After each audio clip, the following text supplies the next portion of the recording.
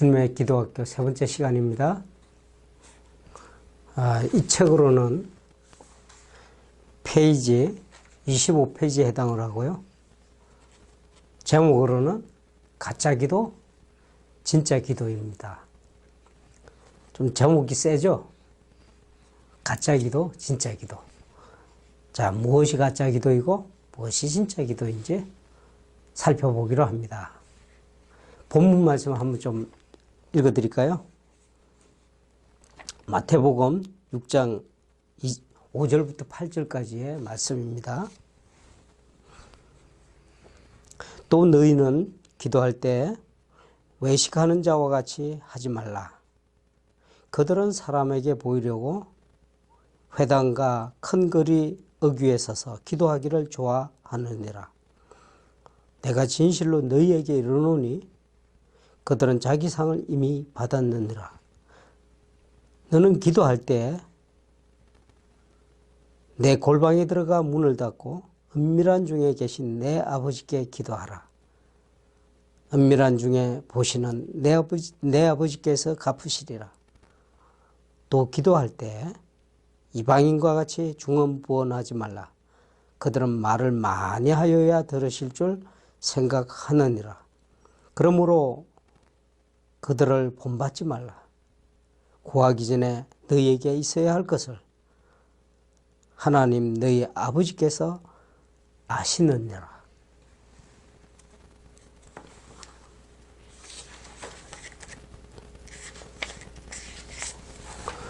오늘 본문 말씀에서 우리 주님은 가짜 기도, 참 기도, 진짜 기도에 대해서 말씀을 해주시고 계십니다. 가짜 기도, 기도의 모습은 띄었지만 참된 의미의 기도가 아니라는 거죠. 예수님께서 말씀하시는 가짜 기도 두 가지 형태가 나옵니다. 하나는 중언부언하는 기도요. 또 다른 하나는 외식하는 기도입니다. 중언부언하는 기도를 누가 하느냐? 이방인이 한다고 그랬어요. 그래서 이방인의 기도라고 이름 붙일 수가 있고, 외식하는 기도는 주로 누가 했느냐? 유대인들입니다. 좀 더 구체적으로 가면 아마도 바리새인을 향한 그런 말씀일지 몰라요. 이방인의 기도부터 생각해 볼까요? 이방인은 하나님 몰라요. 그런데 기도해요. 근데 그 기도가 어떤 기도냐? 말을 많이 하는 중언부언하는 기도예요. 중언부언. 무한반복하는 거예요. 말을 하고 또 하고 또 거기다 덧붙이고 하고 왜 이렇게 많은 말을 해야 될까요? 이방인들이 관심사가 그래요. 뭐냐? 욕구거든요. 내 속에서 이거 소원하는 게 너무 많아. 그러니까 많이 구해야 되잖아요. 그 말이 많아질 수밖에 없죠. 비나이다, 비나이다, 비나이다. 뭐 천일 기도한다. 뭐 그런 게 많죠. 정한수도 넣고 그냥 중얼중얼 하면서 이렇게 계속 하는 기도. 성황당에서 비는 기도. 이런 기도를 이야기하는 거예요. 근데 특징이 하나 있죠? 듣는 분이, 기도를 듣는 분이, 듣는 대상이 누군지 아무 관계가 없어요. 그러니까 때로는 옥황상제에게, 때로는 천지신명에게, 일월성신에게 아무데나 비는 거예요. 누구든지 내 기도를 듣고 응답만 하면 그게 신이요. 그 이방인의 기도의 특징이에요. 기도는 하는데 대상을 몰라요. 그냥 해버린단 말이에요. 하나 걸려라 이거요. 이게 이방인의 기도의 특징입니다. 그런데 이런 기도는 진실한 기도가 아니에요. 지금 우리 주님께서 가르치시려는 참된 기도가 아니에요. 또 다른 형태가 하나 있죠. 유대인의 기도예요. 율법을 아는 자의 기도다. 이 사람들의 기도는 율법에 나타난 기도의 형태를 따릅니다. 율법에서 기도하라고 그러시니까 기도를 열심히 해요. 그런데요, 특징이 있어요. 어떤 특징이 있느냐면 외식이라는 특징이에요. 외식이 뭐예요? 겉과 속이 다른 거단 말이에요. 이방인의 기도보다는 훨씬 나아요. 왜 나으냐? 대상을 확실히 알잖아요. 율법을 주시는 하나님. 천지를 창조하시는 하나님 누군지 알고 누구한테 기도해야 될지는 안단 말이에요. 그래서 아주 열심히 기도합니다. 왜? 율법의 가르침대로. 근데 목적이 뭔지 아세요? 하나님의 은혜를 구하고자 하는 게 아니에요. 누가복음에서 세리와 바리새인의 기도가 나오는데 바리새인의 기도 보세요. 쭉 보면은 자기는 11조도 잘했고 신앙생활 잘했고 이렇게 자랑거리예요. 맨 자기 자랑하고 싶단 말이에요. 그래서 기도할 때도 옷도 멋있게 입고 문장도 아주 멋있는 문장을 하고 그럴싸한 그런 포즈로 벌써 목소리가 달라지고 이렇게 거룩한 목소리 내고 외형으로는 아주 퍼펙트해요. 그런데 목적이 뭔지 아세요? 관심이 하나님이 아니요. 사람들한테 인정받고 싶은 거예요. 나는 율법을 이렇게 잘 지킨다. 그러니까 사람들이 초점이 돼 있어요. 사람들한테 자랑하고 싶어. 그것이 초점이 돼 있어요. 은혜를 구하는 자의 태도가 아니죠. 기도는 은혜의 수단인 걸 모른단 말이에요. 예수님께서 특히 싫어하는 게 있어요. 그게 외식이에요, 외식. 어쩌면은 이방인의 그 잘못된 기도하는 이방인에 대해서는 오히려 아무 말씀 안 하셔요. 측은하게 보시지. 모르니까, 몰라서 그러니까. 그런데 유대인은 알고 있단 말이에요. 하나님을 알잖아요. 기도가 무엇인지 이미 다 배웠고. 그런데 그걸 갖고 오히려 자기 자랑으로 삼는 거예요. 겉과 속이 이렇게 다르단 말이에요. 입으로는, 폼으로는, 기도의 폼으로는 하나님 무지하게 사랑하는 것 같은데 정말로 하나님 기뻐하시는 기도를 안 한단 말이에요. 이것 또한 가짜 기도라는 거예요.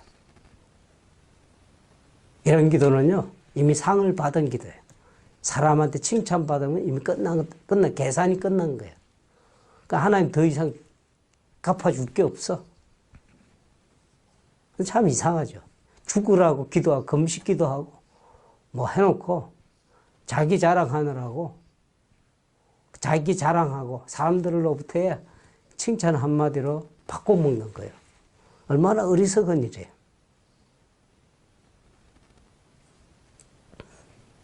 기도의 목적이 하나님의 은총을 잊기 위해서라고 생각을 제대로 했다면 이런 어리석은 길을 가지는 않죠. 그런데도 갔어요. 오늘 주님께서 우리에게 가르쳐 주시는 기도는, 진정한 기도는 어떤 기도냐? 은밀한 기도입니다. 페이지 31페이지입니다. 제가 좀 읽어드릴게요. 주님께서 말씀하시는 진정한 기도는 어떤 기도나? 너는 기도할 때 내 골방에 들어가 문을 닫고 은밀한 중에 계신 내 아버지께 기도하라.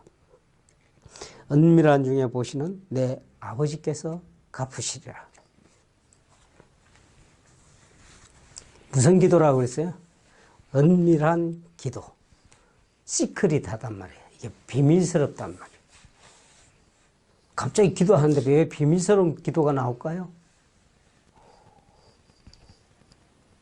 이 비밀스러운 기도를 하려면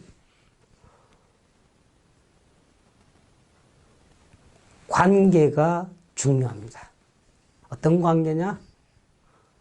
오늘 본문 말씀, 방금 읽어드린 본문 말씀에 하나님과 기도하는 사람은 어떤 사람이어야 되느냐 하는 것이 암시되어 있어요. 그게 뭐냐면 내 아버지라 그랬죠. 하나님의 자녀가 되어야 하나님께 은밀한 기도를 드릴 수 있다는 거예요. 그 진정한 기도는 누가 드릴 수 있어요? 하나님 자녀가 되는 거예요. 하나님 자녀가 된 사람이 기도할 때. 그러니까 무엇보다도 하나님 자녀로서 신분 회복이 중요해지는 거예요. 예, 그런 문제에 대해서는 나중에 또 한번 다룰 겁니다. 그 은밀한 기도가 진실한 기도예요. 참된 기도인데 이 기도를 드리려면 하나님과의 어떠한 관계가 이루어져야 되냐? 바로 하나님의 자녀가 되어야 된다. 32페이지 한번 읽어볼게요. 어떤 사람이 하나님과 이 같은 교제를 가질 수 있을까요? 이 사람은 하나님 안에서 은혜를 발견하고 그 마음속을 성령의 은혜와 능력이 지배하는 사람입니다. 이런 사람은 하나님을 아빠라 부르게 됩니다. 한마디로 말해서 아빠라고 부를 수 있는 사람이 기도하는 것, 그것은 은밀해질 수밖에 없어요. 예를 들어 볼까요? 저한테 아들이 한국에 하나 있거든요. 근데 제 신분이 한국에서 어떤 때는 목사님, 어떤 때는 교수님, 어떤 때는 원장님, 뭐 이러다 보니까 저를 어려워하는 사람이 많아요. 웬만하면 소탈하게 대하고 싶은데 상대가 또 어렵게 대하니까 어떤 때는 저도 어려워질 때가 있어요. 은밀해지지 않죠. 그냥 공식화되죠. 공식적인 그런 대화의 시간을 가질 때가 많아지죠. 근데 아들놈은 어때요? 아들놈은 와갖고 너무나 편안하게 지가 저한테 지한테 있었던 일들을 이렇게 쭉 이야기하고 또 아버지에게 있었던 그러한 내용들을 막 알려고 그러고 대화가 은밀해지는 거예요. 제3자가 들으면 제3자 저를 어렵게 생각하는 분이 듣고 있으면 상당히 의아스러운 그 대화의 톤이 왔다 갔다 해요. 어떤 때 아들놈이 아버지한테 반말 비슷하게 이야기하기도 하고 저도 그렇게 반응을 하고 아무렇지도 않아요. 그리고 우리들만의 언어가 있거든요. 은밀한 언어가 있어요. 집집마다 다 있죠? 은밀해지는 교제가 둘만의 세계가 형성이 된단 말이에요. 바로 이런 기도를 드려야 되는 거예요. 이런 관계 속에서 이루어지는 기도가 돼야 된다. 은밀한 기도예요. 그러니까 참된 기도가 되는 거예요.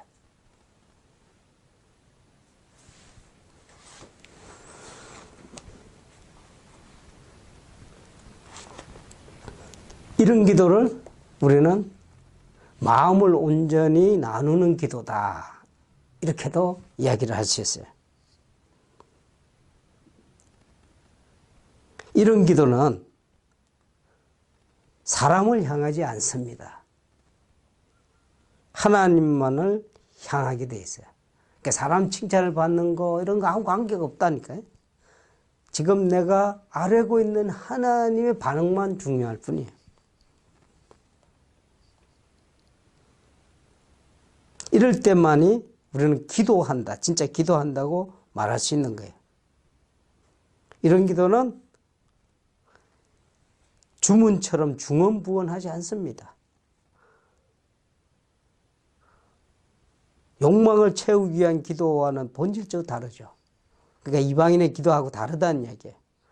사람들에게 얼마나 좋은 인상을 주었는지, 얼마만큼의 긴 시간을 기도했는지, 무엇을 채워줄 것인지에 대한 그런 거 아무 관계 없어요. 이미 이 관계 속에서 이루어지는 거는 골방에 들어가 문을 닫고 은밀하게 아버지만을 바라보고 그분과의 깊은 교제를 하는 시간입니다. 이게 바로 기도예요.